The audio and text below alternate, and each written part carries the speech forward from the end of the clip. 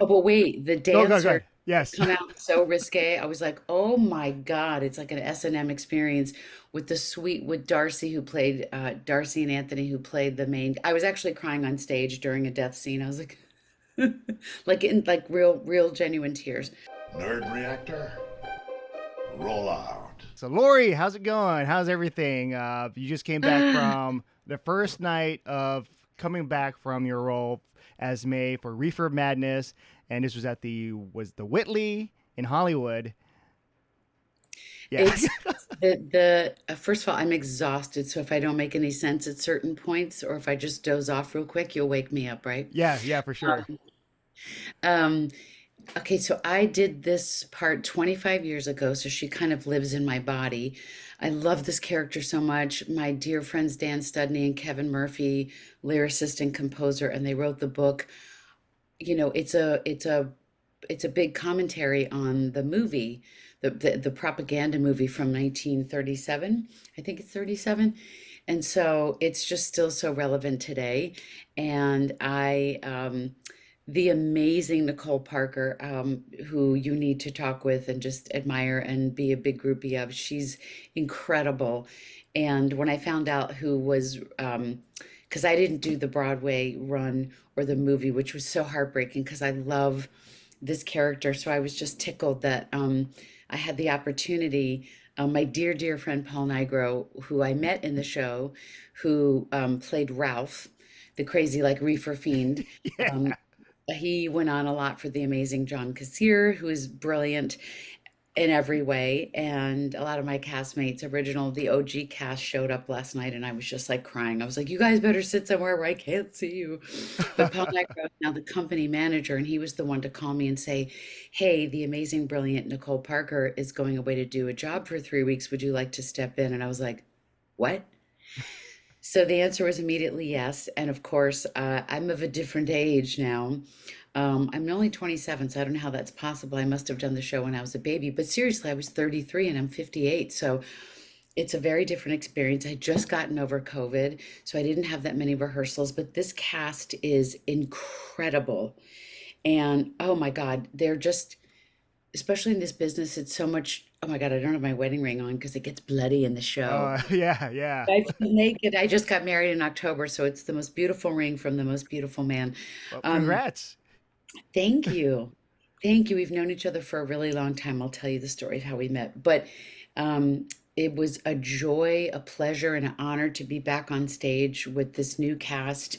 Um, they blow my mind. The talent is unbelievable. I hope you had a good time. It's a very immersive experience. It's a wonderful Oh night yeah. out there, dancing throughout the aisles and throughout the whole space. The space, my Jimmy Harper was Christian Campbell, and now he's the head honcho producer, along with Kevin and Dan and Kristen Bell. And um,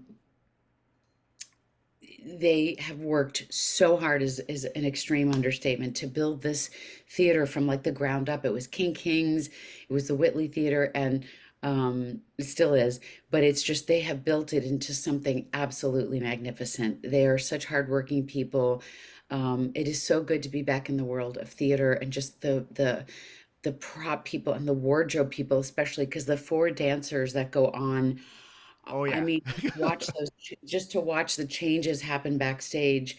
Um, what they do is just when I was coming up, you didn't have to be quite that much of a triple threat. They're amazing, but um, I'm very humbled and very grateful. And one thing as a performer, I really tried to embrace was just being very calm and being very grateful. And I tend to run so anxious.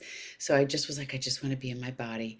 And so at some point I stopped looking over like the trouble spots in my script and I was like, my goal tonight is to have fun, is just to be part of this group of people and to just enjoy the experience. And as you get older, I'm like, just enjoy the experience. Life is short, but it's true. Oh yeah, life is short, and there is a quote I want to say later on, but we can talk about that, like Metal Gear related. But the just going in there, the experience. There's like the lobby area, and then you're taken to the back, and then you see the theater. And I wonder what that was like for you, like doing the original LA show and then now and seeing I don't know, because I wasn't there for that, so I don't know what the difference is. That was at the iconic Hudson Theater in Hollywood, and the theater then was also built into this crazy cool space, and it was very sort of like one or two dimensional. Um, and this the oh, what's the word? The conceit, if you will, of this place is that we're a band of actors doing a show, so it's different. And so, we didn't create the whole reefer space in the actual theater space, but what we did do at the Hudson was there was this little cafe out front, and everybody, especially at that age, we just went out and like had drinks and partied with our friends. And so Christian and everybody had this amazing vision to make this what they call a victory garden. So you have this whole experience with food and drinks, and it's wonderful. So I mean I was watching, and I had COVID, so I pride myself on taking utmost care. But these days you just don't know how you pick it up. It could have been Pilates class, it could have been a doorknob, who knows. So I had did not have really a lot of rehearsals, is a gross understatement. So thank God the amazing book had not changed a ton, and where it had, that's what sort of threw me off a little bit. But the space, there's all these like green clocks set at 4:20, and it definitely feels like 1937. It feels, and they have created this incredible speakeasy. Um, and it's just the space itself really does help put you in the mood. It's incredible. And to watch the audience having such a fun time in the space is incredible. Oh yeah. So yes, the space is created from the ground up. For the Christian and his beautiful wife America and all the other producers did a tireless, amazing job at creating this totally different world. Yeah, It's it felt incredible. very, yeah, very different with just the performances all over. Like the whole venue's the stage, Yeah. and I'm like just turning my head around, like, oh, it's over here, and that's what I Yeah. really love about this. You really feel like you're there, you're part of it, and Totally. And the director, the amazing Andy Fickman, who is a dear friend of mine, asked me to come in and audition 25 years ago. And I remember I came in kind of a little stoned, and I knew I was the Reefer Den mom, and I came in like a nightgown and a robe and a little high. And then I think they really wanted to go a different way of casting at first, if I'm not mistaken, with another friend of mine, Vianne Cox. And then I don't think she was available because she's an amazing working actor. And then the director now, which I have not had a chance to meet because he's back in New York with the show Drag. He's incredible. He's a choreographer and director, so that's why the choreography is out of this world. I mean, I am in complete awe of this current cast. I'm in my cast, my new cast. yeah, the Um, cast is great. Yeah. and the thing is that Christian was reminding me of something last night that, Chorus Line and big theater, big productions like Wicked or Les Mis, they have had, a 10-year reunion or a 25th reunion. There was recently something that went viral of all the Elphabas. Again, Nicole Parker um, was and always will be one of the best Elphabas from Wicked, of course. And so yeah, Spencer's work is just unbelievable, and he couldn't be lovelier. He sent me a good luck, you know, um, break a leg message, and it was really meaningful because he's worked his ass off. And I was like, I worked my ass off. I think I lost 4 pounds in like 3 days of 4 days of rehearsals. You're going up steps and down steps, and my body's like, what the hell is all of this? And then you'll be performing for weekly until July, right? Yeah. It's July 14th. Yes, So right like before my birthday. Right before some my birthday and right before the Metal Gear Solid Con, right before the MGS convention. yeah, it's a busy week, year for you, and I'm always at awe of just the performances, like daily performances, of just like how do you guys do it, and just making sure you hit the cue, the spots, and because like in my mind I would be like, oh, what if they mess up here and there, but Thing is that you can't get anything wrong, especially in this show, because Christian reminded me of that, and so did my dear Dan Studney before we went on. That first of all, in this particular situation, it is a band of actors. So the weirder and goofier and the more you mess up is kind of funny. I could probably call out line, and that's when an actor needs Oh, their own, and then rehearsals or whatever. Um, but there was a couple times my dear new friend Jay Elaine, who plays Sally, just the inimitable, just this cast, I swear to God. Thomas and Anthony and Darcy and all the dancers and Brian, who plays the lecturer, made iconic by Harry Murphy, plays the lecturer, and Jack by the inimitable Bob Torty. So uh, Jack and Jesus character. And he takes all those characters on, and he does a sensational job at keeping the show really grounded. And I was like, I'm campy and probably really over the top, so I need to nuance some things. But Jay Lane and Thomas backstage were like, because there's a couple times where I was like, oh shit, I have to bring over the curtain. So I went through my script and I very calmly like went backstage. And so people kind of pushed around. There was this one number, Love by Mary, Love by Mary Lane. And I started too early. And Jay Lane was so funny. She was stopping me, and I was like, "Oh, she's touching me to be like connecting." And she was like, "No, it's too early." And I was like, "Shit." So, your cast members, they've rehearsed for 6 weeks. They've been up since blah, blah, blah, blah, May 30th. So I have amazing people sort of pointing me in the right direction. So, yeah, I love that there's like these kind of like subtle like hints to let you know, like just behind the scenes, well, and that's what a good yeah, cast, that's what a good actors do. If you're really serving the piece, if you're really, um, I think I dropped only one, I messed up one lyric and I dropped a lyric, and people just, the story. So no one would probably even know, because you know the story so well. So somebody jumps in. I've done it. Thank God people did it for me last night and probably throughout the run. And my dog wants to come say hi. Come here, Bumble. yeah, well, yeah. Hold But on. yeah, no problem. Oh Oh, shit. I took the whole computer with me because I was charging up the computer. Don't worry. I didn't get beat up like I did last night on oh stage, yeah, yeah. right? That was craziness with the blood and everything. Because I don't Oh, think that's a spoiler now, because the movie's been out, the musical's been out. But yeah, that surprised me. I was like, yeah, we're going crazy. We're going rated R. With oh yeah. When I even saw them, sorry about that. I didn't strangle myself or anything. Bumble is suddenly camera shy. I'm gonna plug this back in. Yeah, it was when I first went to the show. I went to the show like 3 times, I think, to watch and just watching the blocking and trying to get an idea. And it's very dark and cool in there, so I was like, I got the gist of it. And then you do what they call I was able to shadow Nicole, and that was very cool. And it's a very small space that we're in, and it's hot. And then they added an air conditioner, and then it's dry on your voice. Um, but it's still just so much fun. And I'm so tired. I forgot the question that you asked me just oh, now. Oh, I'm gonna when lead I up to another question where Oh, but wait, the go dancer ahead. Yes. come out so risque. I was like, oh my God, it's like an S&M experience with Darcy, who played Darcy and Anthony, who played the main. I was actually crying on stage during a death scene. I was like, like real genuine tears. Um, and yeah, just the scene where I get to bludgeon and get completely bloody. I was used to that. Everyone's like, "Are you okay?" And I was like, "Yeah, bring it." It's very fun. It is Yeah. very fun. So I want to read a quote from your character in Metal Gear Solid: The Boss, and I want to know if this is something that you take to heart, like just in your performances, like in general, like through TV, through movies, to stage plays. But she says there is no such thing as luck on the battlefield. So for this, it would be like instead of battlefield, like just on how you interact and perform.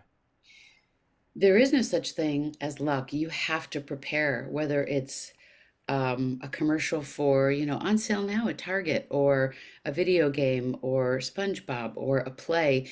You have to, the words, I say this a lot because I coach a lot of actors and voice actors and do their demos and stuff, and the words almost don't matter. The woman, I call her my work wife, Susan Palio, she's amazing. And we talk a lot about in class that the words are almost secondary. It's really the subtext, but you have to be prepared so that then you can either, if it's a dramatic piece, just let natural things occur, or if it's a comedy, just surprise yourself. But you have to lay that groundwork. like with the boss, she is loyal to the end, loyal to the end, because she ultimately makes the biggest sacrifice, of course. So, she doesn't know her story all the way through, but she knows her mission. She knows what she needs to do. And that does apply for life and as an actor, especially different genres. You have to know the story so that the words to a lyric or something like that. And oftentimes I find that when I know my stuff, and let's say you have a flub up of some kind, it actually opens you have an opportunity then to make sort of even more magic in that moment, if that makes any sense. Oh yeah, it does make sense because of just being prepared. But then once you have that preparation, you can kind of like just move things around. Yeah, Yeah. that's kind of. I'm trying to think of examples for me, but I can't remember right now. But Metal Gear, there's like it's a lot of hype coming back, especially with what you mentioned MGS Con, and also the upcoming Metal Gear Solid Delta. And I don't know if you can talk about that or anything I, like, especially with the I, voice acting. yeah. So two things. First of all, it's unbelievable. It's so beautiful. It's the first of its kind anyway. So to have I mean, I can't believe that I've been around long enough that I'm like, SpongeBob is back, Metal Gear is back, Reefer is back. It's a testimony to the creators who have made such amazing content. And with Reefer or with Metal Gear, it was the right cast at the right time with the right people who wrote these projects, created these projects. And they have a longevity that an actor is just so grateful for. Like talent, yes, drive, sure, but to be at the right place at the right time, the gratitude it doesn't get lost on me. Every single day, I am so grateful. Um, but to your point, um, the story is the same. The only thing that we had to record at all was because it's on a new. I'm so old. What is it? It's on a new, not device. What is the word I'm looking for? Like something new to record your voice. No, we had to be able to say press the blah blah blah button, because it didn't exist on PlayStation or whatever. So Oh, so like a new controller layout. thank you, a new Yeah, controller layout. That's sure, yes, that. yeah. So there's nothing new about the story. Our voices are lifted and put in there. There's just stuff to be able for it to make sense in this current climate, if you will, of the actual device that you'll be playing on. And there'll be some behind the scenes things that'll come out that are really incredibly cool. And yeah, I'm very, very excited. And the Metal Gear fans are so loyal and amazing. The cosplay, I mean, the artwork that's generated from people, that people draw and make, the content that people come up with and have been inspired to do is really is just sensational. It's so amazing to be a part of the Metal Gear world. And Amanda Lemon and her husband and family have created this wonderful opportunity to have just a Metal Gear, because I've done a bunch of conventions, obviously, but it's so nice when it's just the Metal Gear family of cast, friends, fans, participants, I mean, cosplay participants and artists. So I'm really looking forward to it. So I head there right after Reefer closes for me and my birthday and I can't wait for it. It's such an amazing Yeah. opportunity. It's lovely to be with just Metal Gear folks. Yeah. Yeah, it's great that because you're okay, like you mentioned projects where they come back, so you're in it, so you can kind of just like relax. Oh, Metal Gear is coming back. All right, I'm here. SpongeBob, it keeps on going. I'm back. And so it's like you're like it's like riding the waves, I guess. Yeah. And Yeah, I've been so doing this for a long time. My parents are both actors on the East Coast, and I always say that, like, if I'd come home and said, "Mom, Dad, I want to be a lawyer or doctor," they would have been like, "What? You need tap dancing and juggling as a backup. This is not smart." So I'm so grateful. My parents are so talented, so I inherited, God willing, their amazing gifts. But also their love of the arts. They majored in that in college, so it's literally like third generation in my DNA. And just to have that support, because I think, as a fellow creative, you need that support, and we don't have bosses that tell us we're doing a great job. So you're doing a great job, I'm doing a great job, yeah, right? yeah, you're doing a great job yesterday. It was amazing. So yeah, So I loved it. Yeah, I'm really glad. So the ups and downs of the business are no joke, but you don't take it personally and you just keep, I hate when people say make your own content and reinvent yourself, but it's really also a matter of are you staying happy? Are you staying healthy? Because if you equate success or working or a gig with your happiness or your relevancy just in this world as a human being, you're just screwed. You're setting yourself up for misery and self-loathing, so when was the last time you volunteered, called your mom, you know um got into therapy, worked through your shit so you have a full rich life. I really try to speak out for the animals, and whether it's literacy for kids, helping the horrible homeless situation, or reading to the blind, or taking care of seniors. Like, you have to have something else that you do in this lifetime Yeah, that balances out the inherent narcissism of this business. this world. Yeah, My dear friend Elaine Henricks always she implemented that in my plan. Look at your kitty I cat. know. She's just Really chilling over there. Oh, gorgeous. she's Yeah, hiding. I'm a little Yeah, cat guy today too. yeah. Beautiful. So yeah, so I think it's a matter of having a really full, rich life outside of this business, so that you can and are able to withstand the Yeah, ups and sometimes I struggle with that too, with the entertainment side, and then trying to just do the just balancing just life and all that. Yeah, and we've also come out of a really traumatic period. Left, right, I have no qualms about saying what a lefty I am.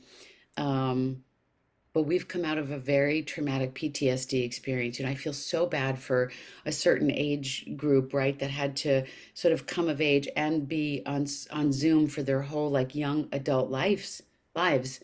And us too, we were scared to touch things and of people, and you know, so for me, I'm such an empath, and I know a lot of people are, and you would not be a human having a human experience, but it's it's like I got COVID before these rehearsals, so that's why I couldn't have a lot of rehearsal. And there's not such a stigma around it now. And I'm sure it'll go through. I shouldn't even say this out loud. Toy, toy, as the Jews say. But I really hope that COVID just doesn't rampantly go through. But that's why there's understudies and swings. But the past yeah, 4 years have been really like nothing we've ever seen. So we don't, I mean, I'm just now feeling normal, whatever the hell that even means. You know what I mean? yeah. So as long as you're feeling good, you can breathe and dance around, and yeah, Yeah, and not exactly. and not fall down. Exactly. There's the where there's a lot of blood, and I'm like, I'm gonna tap dance. They're like, do you really want to tap dance? I'm like, I'm gonna challenge myself. Yes, I will tap dance.